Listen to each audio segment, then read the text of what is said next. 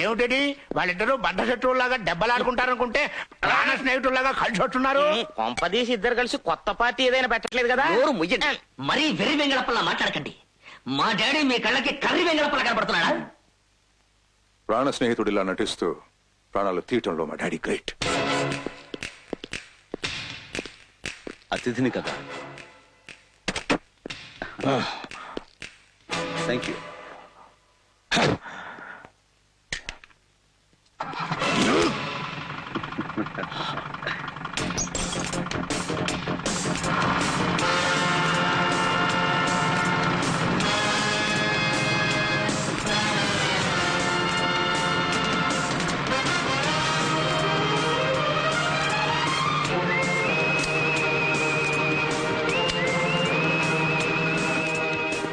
Yes sir, మీరు నా మీద పెట్టి ఈ బాధ్యతను స్వీకరించి ఈ సిటీలో ఉన్న రౌడీల్ని గూండాల్ని నామరూపాలు లేకుండా చేస్తాను.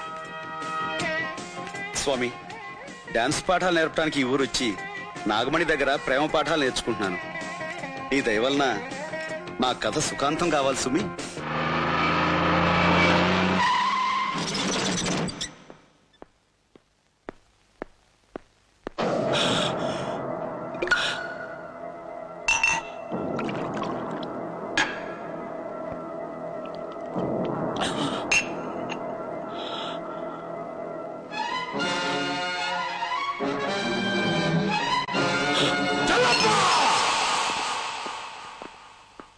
బాస్, నిజం చెప్పరా, 25 ఏళ్ల క్రితం రంగడు కుటుంబం మొత్తాన్ని నాశనం చేశావా?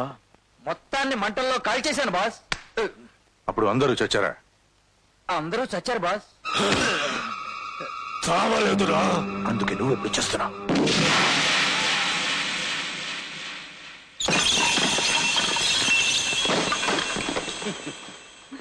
రే పాన్పరాగ్, మన చెల్లప్పను చంపేశారా? వాడి బాడీ ఇక్కడ, ఆత్మ ఎక్కడో. ఏంట్రా ఇది? అదే నన్ను కాపు చేయకు, పనికి వాళ్ళ పిలక.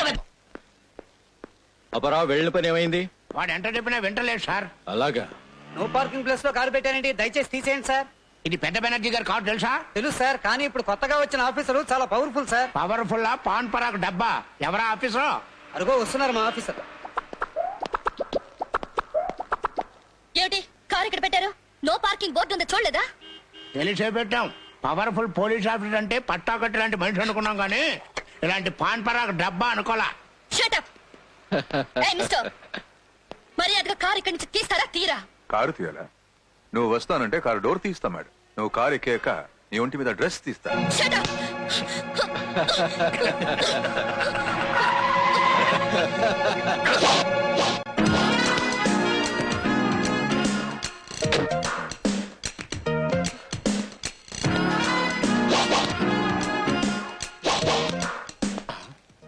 సారు, ఆ ఫేస్ ఎక్కడో చూసినట్లేదు. లాఠీతో ఆడుకుంటున్నావు. లాఠీ పవర్ ఏంటో నీకు తెలిసినట్లేదు. మర్యాదగా కారు తీస్తావా లేక లాఠీ పవర్ ఏంటో చూపించమంటావా?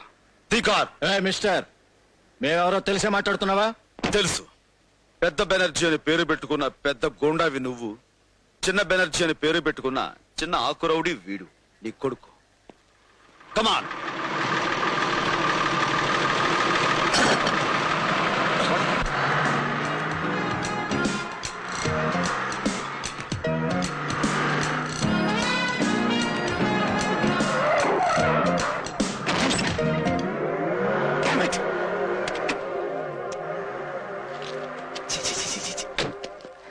చెత్తలో పడేశాడు.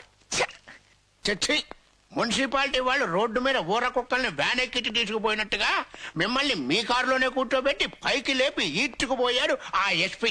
మొన్నటికి మొన్న మన పార్టీకే వచ్చి మాండ్రి ముందు మెడ మీద తుపాకీ పెట్టి పెంపుడు కుక్కలాగా తన కారులాగా ఈడ్చుకుపోయాడు ఈ పృథ్వీ. అయ్యా, తమరి బతుకే ఇంత కుక్క బతుకైపోతే ఇక మా బతుకులు గుర్తు చేసే అంత గొప్ప విషయం కాదు. అసలు ఆ పృథ్వీ ఎస్పీ ఒకే పోలికతో ఉన్నారేమిటి? కొన్ని సినిమాల్లో పోలీసు వాడు ముందు దొంగలాగా వచ్చి అన్ని విషయాలు తెలుసుకుని శుభం షాటుకు ముందు నేనే అసలైన ఆఫీసర్ని, యు ఆర్ అండర్ అరెస్ట్ అంటూ ఉంటాడు. అలాగే వాడు వీడు ఒకడేనేమో. నాన్న, నేను నీకు సెకండ్ హ్యాండ్ కొడుకునే అయినా ఫస్ట్ హ్యాండ్ ఇన్ఫర్మేషన్ ఇస్తున్నాను, కాచుకో. ఆ ఎస్పీ గాడు పోలీస్ స్టేషన్ లో ఉన్నాడు. ఈ పృథ్వీగాడు ఈ పూట అంకాలమ్మ గుడిలో పెళ్లి చేసుకుంటున్నాడు. ఈ రోజు వాడి పెళ్ళి అవును. జరగకూడదు.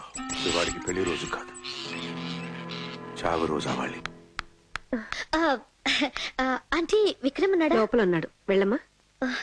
మీరు గుడికి వెళ్తున్నారా?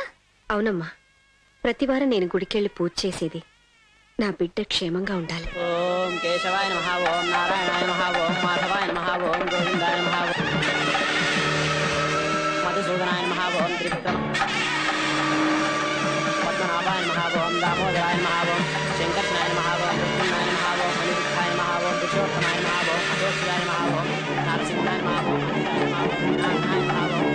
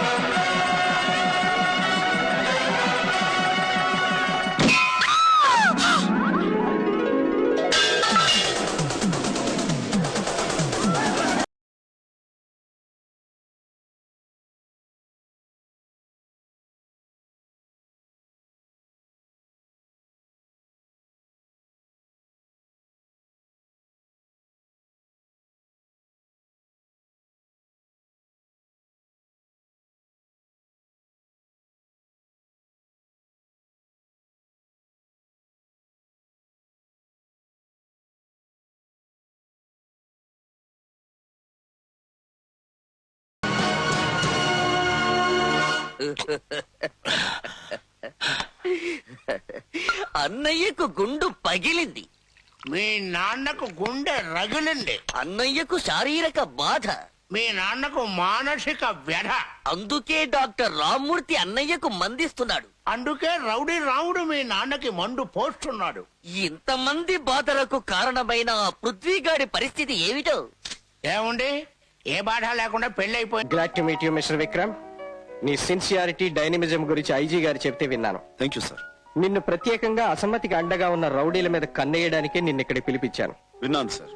రౌడీలు రాజకీయ ముసుగులేసుకుని ఈ రాష్ట్రాన్ని నాశనం చేయాలని చూస్తున్నారని, మీ పదవి మీదే కాదు మీ ప్రాణాల మీద కూడా అటాక్ చేయాలని ప్లాన్ చేస్తున్నారని నా అనుమానం.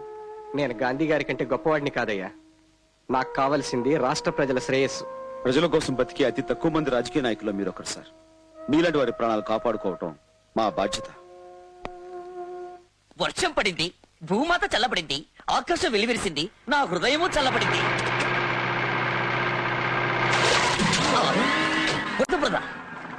ఎవరది? పృథ్వీ! మా ఇంటికి పార్టీకొచ్చి మా నాన్నను బెదరగొట్టడమే కాకుండా పసి వాండను కూడా చూడకుండా నా మీద బురద కొడతావా? నిన్ను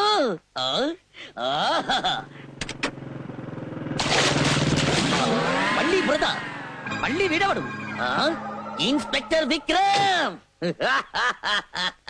అటు వెళ్ళిన పృథ్వీ బురద కొట్టాడని, ఇటు వెళ్ళిన నువ్వు బురద కొడితే అతనే కొట్టాడని నేననుకుంటానని నువ్వెలా అనుకున్నావు విక్రమ్?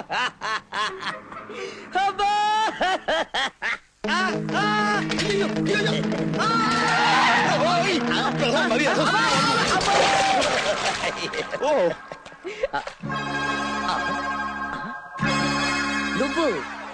నువ్వెవరు బాబు? నటరాజ దత్తాత్రేయ అని డాన్స్ మాస్టర్ అండి. సైకిల్ తొక్కుతుంటే ఎదురు కారు వచ్చింది, దాంతో కంగారు వచ్చాను, తాళం తప్పి మేమే పడిపోయామండి. శుభ్రంగా నీళ్ళతోటే కడుక్కోమ్మా. ఆల్రెడీ ఒకడున్నాడు, మళ్ళీ వీడవడు. ఆ ఎస్పీ విక్రమ్ గాడు ఓ పక్క నుంచి రెచ్చిపోతున్నాడు, ఈ పృథ్వీ గాడు ఇంకో పక్క నుంచి ఉట్టికేస్తున్నాడు. వీళ్ళిద్దరూ ఎడా పెడా వాయించేస్తున్నారండి. రే పిచ్చి పాన్పరాగ్ పాపారావు, ఎడా పెడా వాయించడానికి ఇద్దరు కాదు, ఒంగునుంటే ఎదురు నుంచి సైకిల్ తో గుద్ది పడేయడానికి మూడో వాడు ఒకడున్నాడు. ఒరేయ్, వాళ్ళు వెనక నుంచి బురద కొడితే నువ్వు ఫ్రంట్ నుంచి డిఫరెంట్ డిజైన్ లో పాన్పరా కొట్టావు కదరా పాపిగా. ఓకే ఓకే నాన్న, నేను నీ సెకండ్ హ్యాండ్ కొడుకునే అయినా ఫస్ట్ హ్యాండ్ ఇన్ఫర్మేషన్ ఒకటిస్తాను. పృథ్వీ విక్రమ్లే కాదు, వాళ్ళ పోలికలతో మూడోవాడు దత్ అని ఒకడున్నాడు. వాడు తకతికితో డాన్స్ మాస్టర్ వీళ్ళ పోలికలతో మూడో వాడు ఉన్నాడా? ఉన్నాడు. అయితే వాడు నాకు కావాలి. పిచ్చి అన్న, ఇద్దరి మధ్య మధ్యలలా వాయించబడుతున్న మనకు మూడోవాడు ఎందులకు?